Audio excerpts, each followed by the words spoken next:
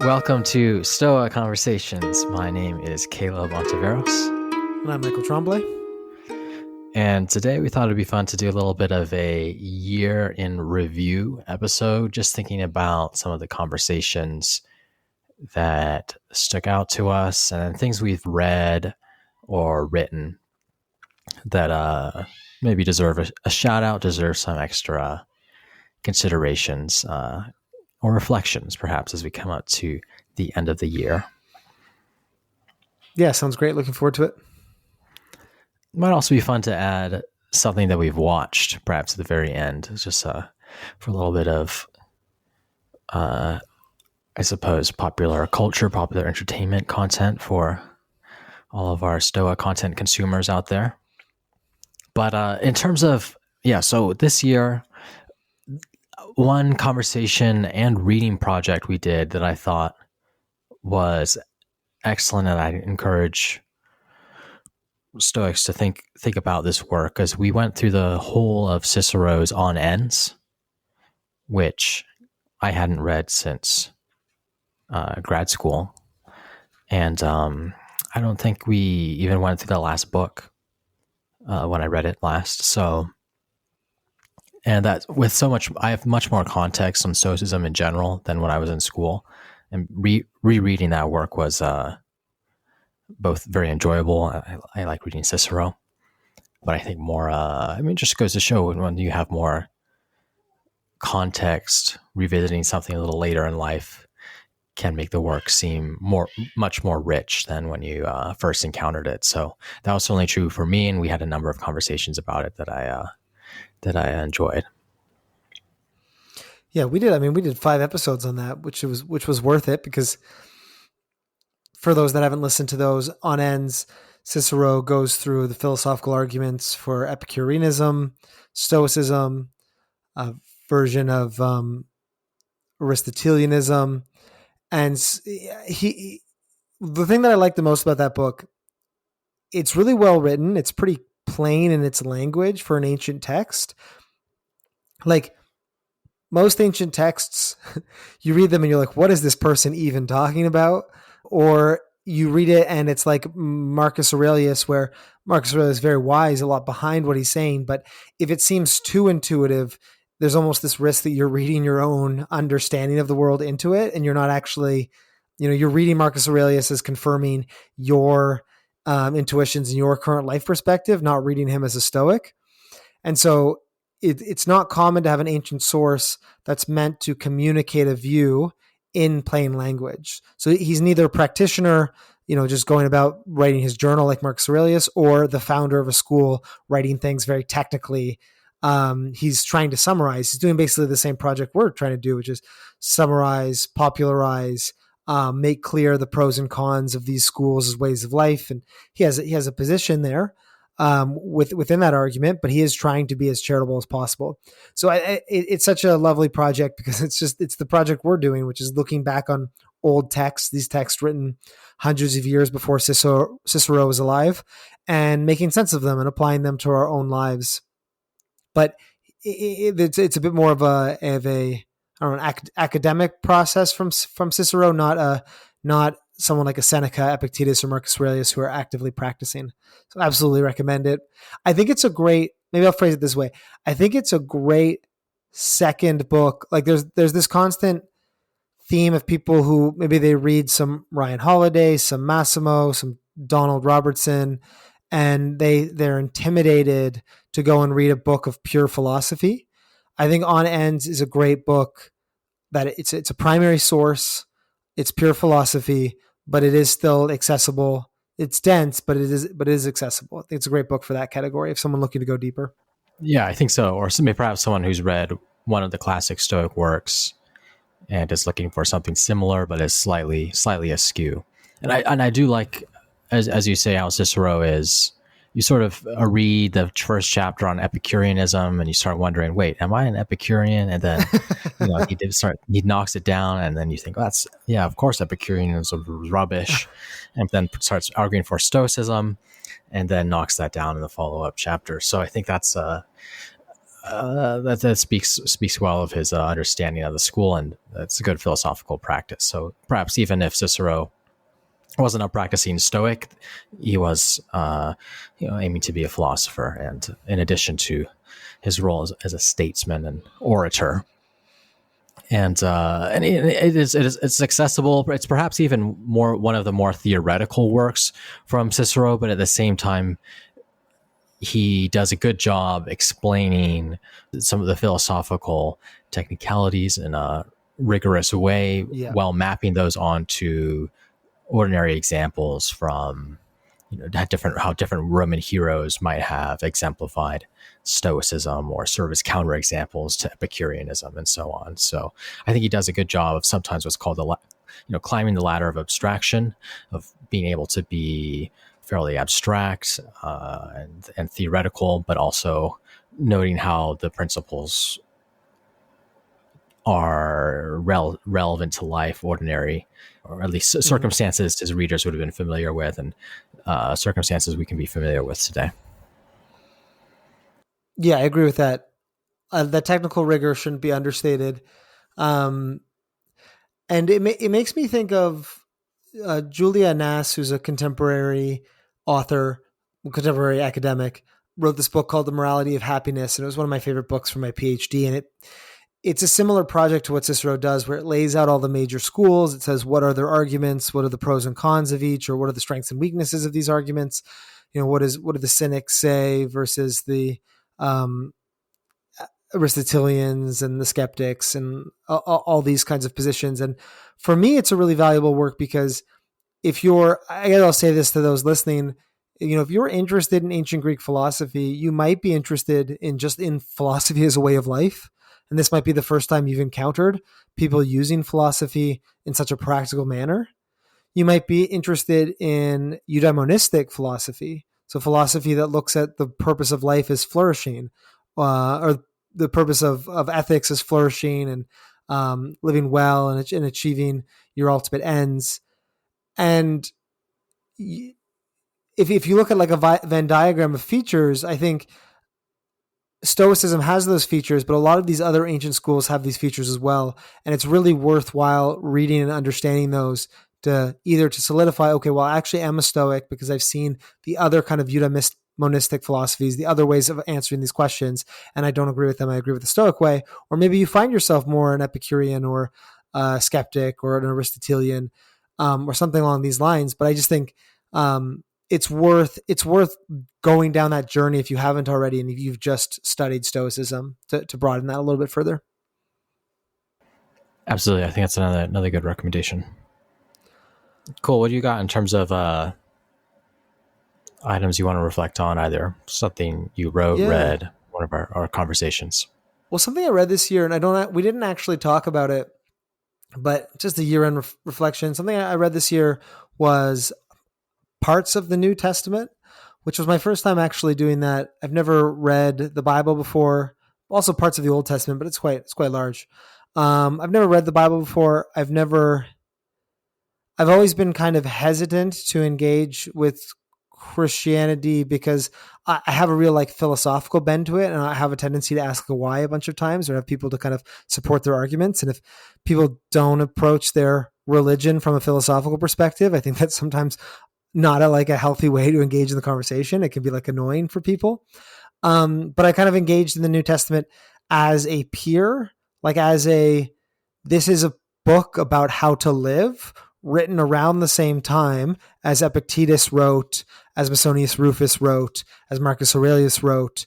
And that is a period of time, kind of vocabulary, kind of way of approaching the world that I'm very familiar with. And so it was interesting to see, it was really worthwhile and interesting for me to see how Christianity would fit into that. Somebody, who's been exposed to Stoicism, then being exposed to the teachings of Jesus and seeing how those compare right up against each other. I was also struck a lot in reading the New Testament about how much I enjoyed it, how much I thought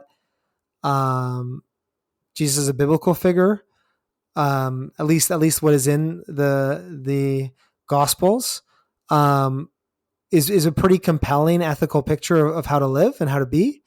or at least like some ideas that I really really agree with. Some that are quite stoic, especially pushing back against living life for shallow reasons, for doing things to seem impressive, doing things to come off a certain way, memorizing verses or arguments, but not putting them into practice, being kind of hypocritical in your judgment of other people, but not focusing on your own practice.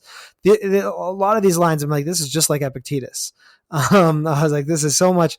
This is like, and the way that Jesus was responding to almost, I don't know if it's like a perversion or bastardization. I don't know if that's right. I'm out of my historical wheelhouse here, but he's responding to the way people are treating Judaism and saying, oh, now you're focused on appearing a certain way, or you're focused on, your ability to recite these passages, but not your ability to act them out. And it reminded me a lot of Epictetus, who's looking at these people who have been now responding to Stoicism for hundreds of years and saying, you've lost like the spirit of it. You've lost the core message of it. And you're now doing it you're practicing philosophy for status reasons or to appear a certain way. I guess the last summary is that if it's not something you're familiar with, it's something you're intimidated by. I thought it was a worthwhile thing to dig into. I thought it was a really interesting text, and it's probably one that is like culturally the most significant for our ethics and our Western culture, whether you're religious or not. So yeah, I really enjoyed it, and it was nice to place that, to finally have a proper picture of Christian ethics, the kind of place in contrast to maybe what Stoic ethics offers. Yeah, that's really cool. I think it's certainly a worthwhile project to go through the Bible. It does seem like it's one of those, I wouldn't say it's a book everyone should read, but if you are in any way engaged in if you're Western and engaged in an intellectual or a cultural type project, then you need to read it or something of that sort. Not everyone needs to read it, but it's on the list it's going to be the top lists of most things people ought to read, and perhaps not the whole thing, of course, it's rather large, but at least a gospel or two. Mm-hmm. It does seep in through so many philosophical, even of course, just not just at the philosophical level, but at the level of the stories we tell. Many archetypes, of course, you'll see in the Bible and references and such. I think it's good to read, and it's perhaps different if you haven't read it before than you expect. I think it's that's something shorter. I like. Yeah, the New Testament, at any rate. Well, it's a lot, or like something like there'll be like the scene where he walks on water, and it'll be like one paragraph, and you'll be like, "Oh, we've talked a lot about that," but that is like 2 sentences, or like some miracle will happen, and then they'll jump to the next scene. It's like it's just like it's dense, it's quick, it's to the point, it's not fluffy. And so yeah, that was a surprise to me. Yeah, it's also sort of interesting because it's at a time when Stoicism and Christianity were competitors, and it's fair to say Christianity won, at least in terms of historical popularity and influence. So it's interesting to think about that, why that it was and why that is. Perhaps I think it's in Acts when Paul encounters the Stoics and argues against the Stoics, with the Stoics. I was recently reminded of that by another Stoic conversation guest a few weeks ago. Well, the one thing that ancient Greek philosophy doesn't have, there's a lot of differences between ancient Greek philosophy and religion, even though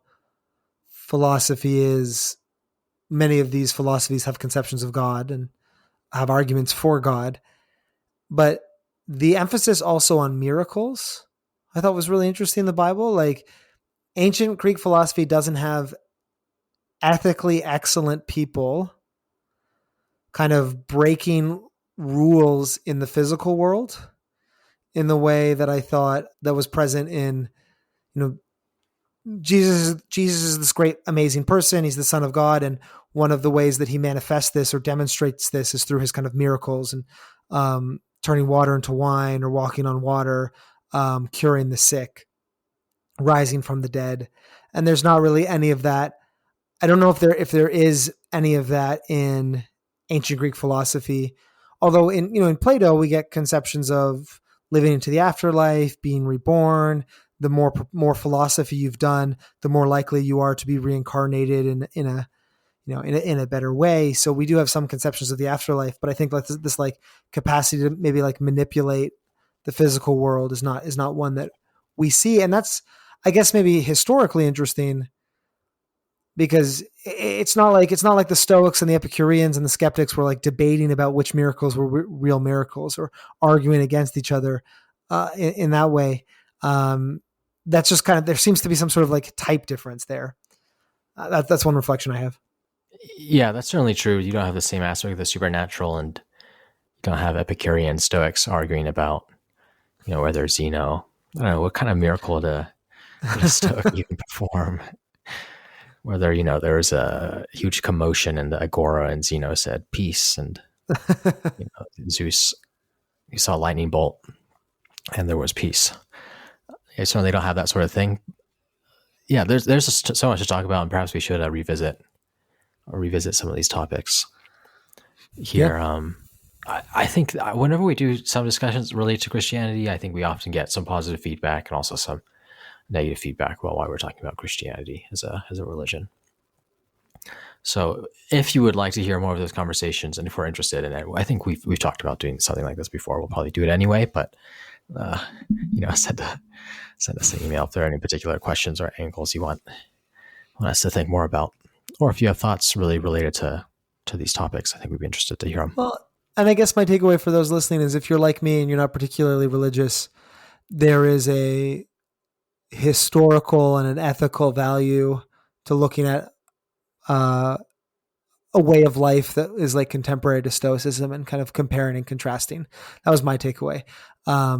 There is really a pretty robust philosophy or picture of a way of life that you can get pretty quickly reading the New Testament, and that was worthwhile. And I'll definitely return to more parts in the coming years. Nice. Something that I've been reading through slowly throughout the year is a book called The Art of Worldly Wisdom by Baltasar Gracián. He was a Spanish Jesuit. And it's just a list of aphorisms, a paragraph on his view, sort of almost like advice to someone who would be noble, that I think maps on to a decent amount of Stoicism. It's sort of practical, though it has a slightly different angle, and it was very influential in its time. It had a large impact on, or at least it was noted by philosophers like Schopenhauer and Nietzsche. And I've enjoyed leafing through it. It's very short. It's one of those books that's, I think, very short, but one can't read too much of it at a time. And you have these different themes of acting with courage, pursuing knowledge, developing yourself and your talents, knowing how to interact well with people, which sometimes involves a certain amount of strategy. So I think he's very, very interested in sort of court, what one might call court politics, where we talked about Odysseus and tact the other day, or maybe even Odysseus and his somewhat tricky ways or rhetorical talents. I think this is a book that would suit someone like that very well. So that's something that I've enjoyed leafing through. And I think if you're attracted to the Stoics are, of course, laconic. You have Epictetus's handbook, Marcus Aurelius's aphorisms, Seneca, even in his letters, very aphoristic style. You might just enjoy leafing through this as well. But it's a similar style, a style you'll find recognizable, and on similar topics, sort of a vision of living well and some practical ideas on how to do that. And that's The Art of Worldly Wisdom? Yeah, so that's The Art of Worldly Wisdom. We had a short Stoa letter with some of his rules that came out. But yeah, it's The Art of Worldly Wisdom by Gracián. And give me one or two. Yeah, so I was just trying to think, what are some good ones to pick out? I think he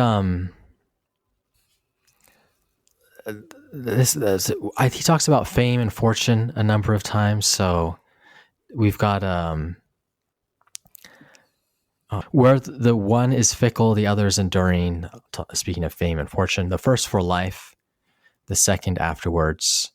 The one against envy, the other against oblivion. Fortune is desired, at times assisted, fame is earned. The desire for fame springs from man's best part.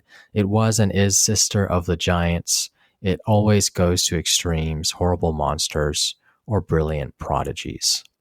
Interesting idea, not necessarily Stoic, apart from the emphasis on fortune. And there's one. We have, I think this one's rather Stoic. Be spotless, the indispensable condition of perfection. Few live without some weak point, either physical or moral, which they pamper because they could easily cure it. The keenness of others often regrets to see a slight defect attaching itself to a whole assembly of elevated qualities, and yet a single cloud can hide the whole of the sun. There are likewise patches on our reputation which ill will soon finds out and is continually noticing. The highest skill is to transform them into ornament. So Caesar hid his natural defects with the laurel. It gives you a good picture of the content and the style. What does that last one mean? So Caesar hid his defects with the laurel. So here's let me pull it up again. So there's a sort of initial idea of be spotless, perhaps connected to that Stoic idea of trying to attain perfection, really the sage that is perfect. And yet, of course, there's the move that people regret, or people are able to notice slights, and whether it's character, appearance, manner, and are going to notice them, and perhaps even will notice them even more for people who are relatively clean, if you want to continue the metaphor. And perhaps the social insight here is that there's a way of transforming or putting an ornament on a defect, perhaps, and with appearance is the easiest way to express this idea. But you have Caesar hiding his natural defects with the laurel. He's talking about him not having that much hair. That's how I interpret that phrase anyway. But he's able to wear that laurel well. And I think maybe you can see this in fashion where there, perhaps some people, they try to, if they're a little, if they're suffering, they're trying to hold on to their hair a little bit longer than they should. And sometimes it would look better if they just let it shave their head or something of this sort. Outside of fashion, perhaps there are certain ways of you don't want to call them vices, but certain almost faults can have their charm if they are presented well, or if people make clear that they have good intentions and recognize their imperfections, and in a way where you see similar faults on other people, but because they don't have the same intentions or they aren't able to express that well, then it doesn't it just doesn't work as well. So perhaps there's that's my stab at attacking or explaining this this section. This was Be Spotless, number 23. Yeah, cool, fun. I've never really read, I never read The Art of War, or I never really dug into an aphorism book, although I guess you could call Marcus Aurelius' Meditations an aphorism book in some sense. So maybe I have then. I take it back. But yeah, I like the idea of having something wise to chew on and evocative to chew on. Yeah, I think, it's a good book just to leaf through. I think you can read one of these quickly, but there's a decent amount in them either to agree with, disagree with, find an insight, try to make sense of it, that it's, as I said, it's good to leaf through, 5 or 10 of them, and then you just need to set it down. It's not the sort of thing you can blister through, even though it is a short book. Yeah. Cool. What else you got? So one of the conversations that I really enjoyed this year was our conversation on the life of Plato. This was a book review of a biography of Plato by Robin Waterfield. But I really like our book reviews, Caleb, because it's like a little book club. It forces me to read something that I want to read but otherwise wouldn't. But then we put a date in a calendar, and then it's like, okay, I've got to read this. And I liked this one because really fleshed out to me Plato as a person. I didn't know. I mean, if you go and listen to that episode, you'll hear about, he was a rather rich and powerful man that gave him the time and ability to do philosophy. But his life was kind of bookended on either side by these encounters with tyranny and this kind of attempt to solve the question of how to rule the state with philosophy. And he grew up in Athens that was experiencing and recovering from a rule of tyrants. He saw the tyranny of the people kill Socrates, who he admired. And then at the end of his life, he had this attempt to mentor, philosophically lead or direct a tyrant, and kind of failed. And it's another historical, we talk a lot about Seneca and Nero. We talk a lot about Marcus Aurelius and his son Commodus, but it's another kind of example of a philosopher. And I think more than Seneca, certainly, Plato is a philosopher who spent his life trying to think about the role philosophy had in leading states and the role philosophy had in dealing with tyrants.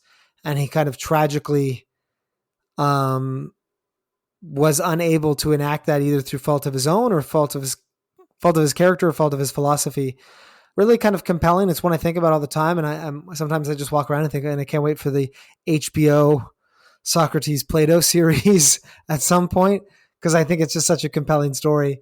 And it's a good reminder to me sometimes as a philosophy person, I come into things, history of ideas first. And I know for a lot of other people, they really resonate with stories, biography, history. And it was a good example to me about how history can enrich your understanding of ideas and philosophy. You're seeing how those play out can make certain aspects of them resonate more, stand out more. So I really enjoyed talking with you about it and setting that time aside.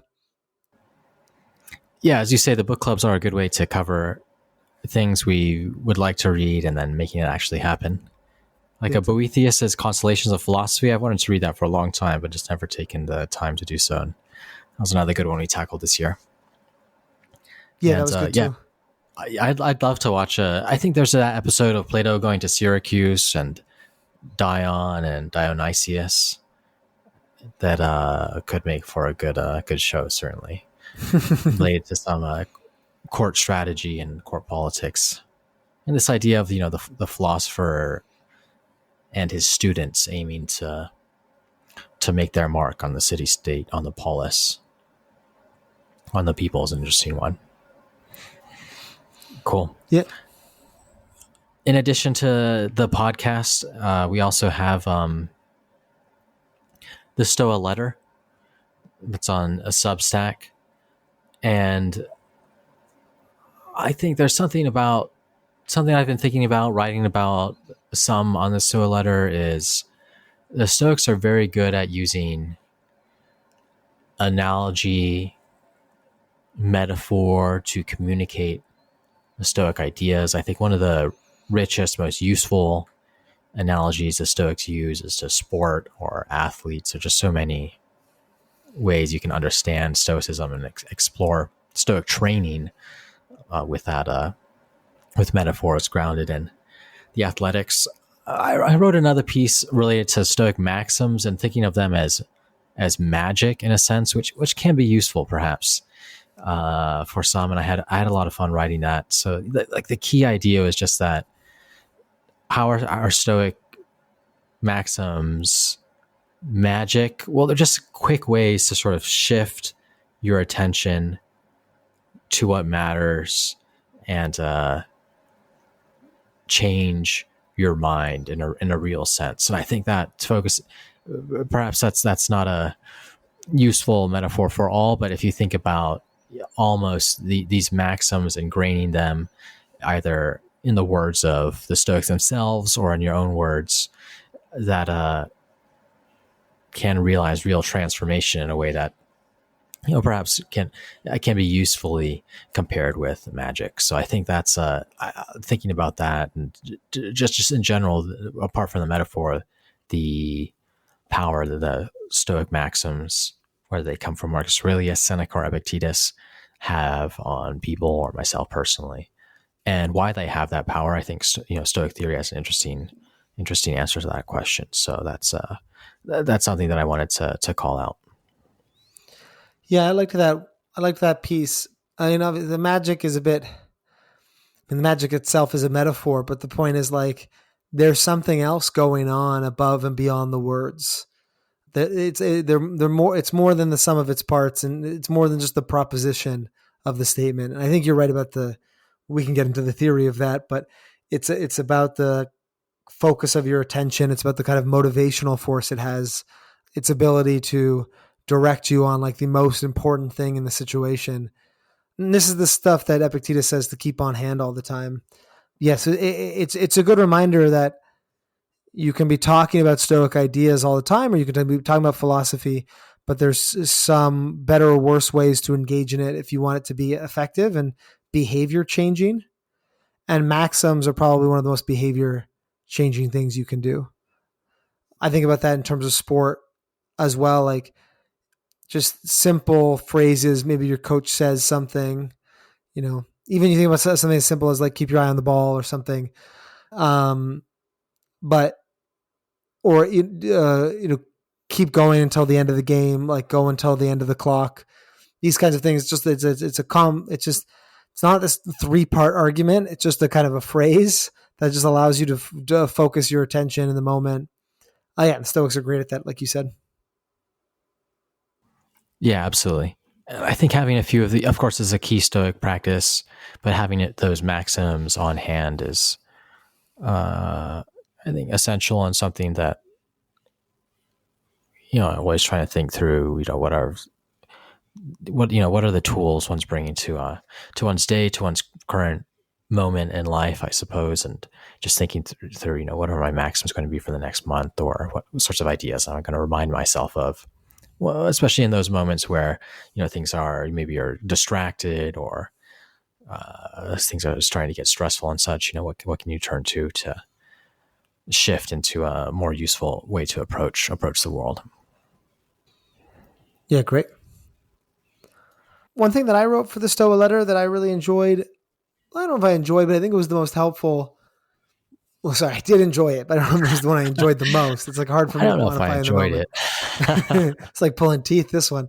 But I wrote the 10 Stoic exercises, and what I liked about it is it was kind of a moment for me to step back and say, I've actually been doing this for a while. I actually have it's time for me to take a step back and evaluate which parts of these do I actually find helpful, because I find doing this podcast, part of our mission here is to make Stoicism accessible to people, and then people engage in Stoicism in different ways. So you want to present everything as charitably as possible, so people have their opportunities to learn as much as possible, take what they find valuable, leave what they don't. Like I think about it like when I teach Brazilian Jiu-Jitsu, I don't just teach my style. I teach all the styles. I teach all the moves so that people, I don't like rubber guard, but if someone else likes rubber guard, I need to be able to show them rubber guard so they can incorporate it into their personality. That's a bit of a specific Jiu-Jitsu example, but there's certain techniques I don't like to do, maybe because they require a lot of flexibility, or they require being from a position that I don't like to be in when I'm training, but some people might. And so you need to be open-minded about that. And so this was like the opposite. This was me thinking, well, what actually do I like to focus on?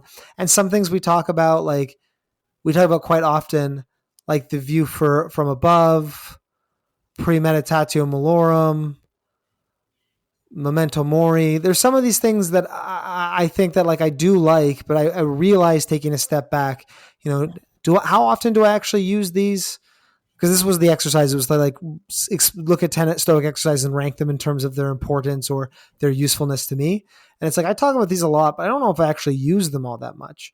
Where I compare that with something like the dichotomy of control, something like the reserve clause, something like the obstacle is the way, or even mindful attention to impressions. Those are things I use all the time. It's part of the fabric of how I navigate situations.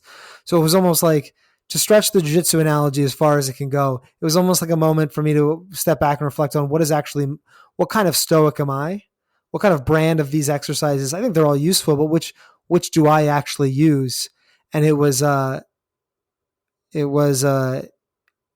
know, it was useful for me to realize guess I'm a bit of like a Epictetan in that sense, which I don't find surprising, but it's this focus on making good use of impressions, focusing on the dichotomy of control, recontextualizing things to see how they could be in your benefit. It's a real kind of Epictetus style, which I guess is not that surprising, but it was fun for me to see. Yeah, if you haven't had a chance to read that article, do check it out. I think it could be. I mean, it's good for me to read just to see how other people use Stoic techniques, especially someone who is well versed in both the theory and the practice, and see what resonates with you and what doesn't. I think that's good to know, and I always enjoy. I think it's good to talk to other people to get a sense of what's working for them, because it might work for you as well. Or if you have the sense that I should be doing this, but I'm not finding that it's working, it can be useful to know that other people, this exercise doesn't necessarily resonate with. And Stoicism's not so dogmatic that there's some set of exercises or practices that must be adopted by all Stoics. I'm just going to push the martial arts analogy as far as possible. The Stoic is about, Stoicism is about living well. And so there are different ways of understanding the truth, different angles by which you can come to the same truth, different angles by which you can come to the same realization. And so some are going to work for you, some aren't. The same way in fighting, there's different ways to defeat your opponent, or you don't have to do the same move that worked for Marcus or worked for Epictetus. You can find your kind of your own path. You also don't want to reinvent the wheel, so to speak, and reinvent your own style on your own. That's just way too much work. So it's like take what you have from the people who came before, but you don't need to copy it exactly. Mm-hmm. Yeah, I mean, Marcus Aurelius did say life is more like wrestling than dancing. So we do stick to the martial arts analogies heavily in this podcast, and perhaps there's something to that thought independently. Awesome. Cool. That was fun to review, think through some of those things, remember them.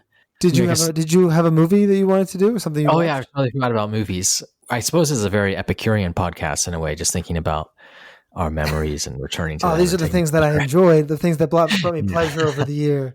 Yeah, we're not talking about the good things we did, because we didn't do anything. We just watched movies we like to watch. We read books that made us happy.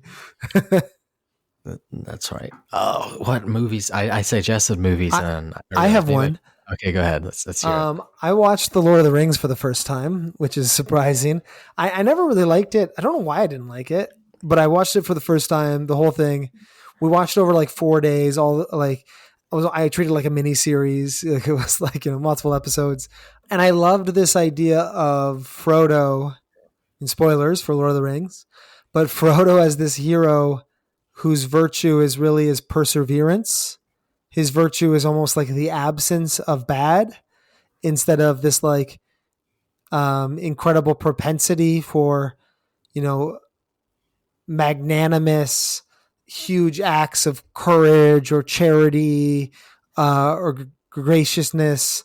He's just somebody who kind of lacks these vices and is able to withstand a lot, is able to be very steadfast. And I thought that was a great model for a hero. I know I'm late to the train, or late to the show, or whatever the metaphor is, but it was a cool hero. I thought Frodo was really cool. I thought the virtue of friendship also as like an ethical tool with Sam and Frodo, like the I don't know, the synergy or the balance of having other people around you that hold you to a high standard and encourage you to be your best. It was a lovely story, and I thought the ethics in it were great as well. Yeah, classic. Another good classic work. A lot of firsts for you this year, perhaps. I thought of one. I thought that might be interesting to listeners of this podcast. I saw the movie The Great Beauty by the director Paolo Sorrentino. Mm-hmm. It's not a Stoic film. You could think of the protagonist perhaps as an Epicurean, bit of a artist who have a very successful novel earlier in his life, and perhaps is trying to recapture that success in some way, or the same kind of aesthetic value that he tried to capture in that book. He's trying to recapture in his life. But there's a number of different things in that film, but it is a wonderful, beautiful depiction of Rome, and has a number of very nice, I think, scenes of the city, both in its modern presentation, but also harkens back to, of course, the statues, relics, and such that color Rome. So for that reason, it I would recommend it as a beautiful film, and sort of perhaps not I wouldn't say it's a Stoic film, but it is something that explores themes of mortality. He's an older fellow, and art as well, in a beautiful place. So there's something to it. Yeah, and so that's the great beauty. I haven't watched that in a while, but that's a 10 out of 10 movie in my view, along with Youth by the same director. I just thought those were beautiful, great movies. I can't remember why I thought that, because I've seen them about 10 years ago now, but I did score them on my IMDb profile, and I remember just adoring them as films. So he's done a lot of stuff. He did The New Pope, that HBO show as well. But I thought The Great Beauty and Youth were outstanding films. So agree with that recommendation. Yeah, it's a lot of fun too. I think there's just a really fun dance scene, like probably one of the best dance scenes I've ever seen in that movie, and a number of good scenes. So, I think that as far as movies go, that's something that I saw this year that really stuck out. Yeah. All right, that's 2025. That's 2025. Thanks Awesome. for listening. All it's always cool that people listen to this podcast, and yeah. I had not to pump us up too much, but somebody reached out recently and said, "Hey, this show has genuinely helped me navigate parts of my life," and that's just like, I don't know, that's exactly what we do it for, and that feedback is really nice to hear. But mostly just like glad that we're in a position for us to chat and have these conversations that I find personally fulfilling and enjoyable, but are also interesting and relevant to other people and helping people. So really, really glad to hear that. And as you said, thanks for everyone for listening. Awesome. Yeah. Thanks, Michael. Thanks all. Peace.